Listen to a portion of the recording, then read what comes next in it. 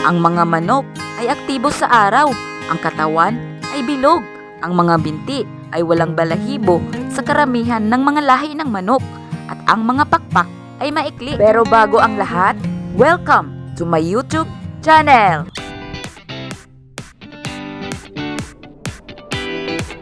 Ang mga manok ay may napakaliit na mga mata na nakakapagtatakang makakita sila ng tumatalon-talon na kuliglig para sa merienda nila.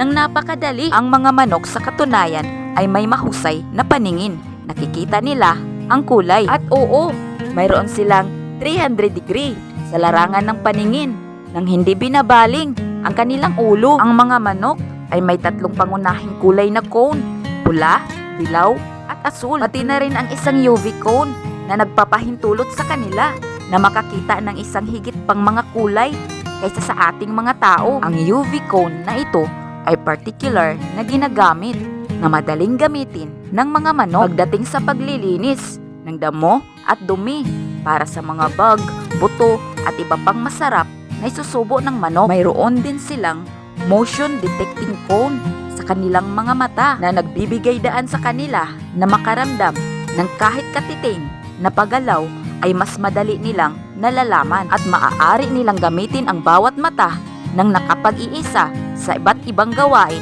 ng sabay-sabay. Pag-usapan naman natin ang suklay ng manok. Marahil ang pinakakilalang katangian sa ulo ng manok ay ang suklay na matatagpuan sa ulo ng manok at mas malaki sa mga tandang kumpara sa mga inahin. Ang kaakit-akit na tampok na ito ay ginagamit ng isang tandang upang akitin ang mga babaeng inahing manok. Ang suklay na ito ay nagsisilbi rin bilang isang napakahalagang tagapaghiwatig ng kalusugan ng mga manok. Kung ito ay lumilitaw na walang kulay o nalanta o nanlulumo ang hitsura, ito ay karaniwang tanda ng karamdaman. Pagdating naman sa mga balahibo ng manok ay nakakabighani kung paano nila pinapanatiling malinis ang kanilang balahibo. Ang mga magagandang nilalang na ito ay hindi naglilinis ng kanilang sarili gamit ang tubig. Sa halip ay gumagamit sila ng alikabok upang mapanatiling malinis at malusog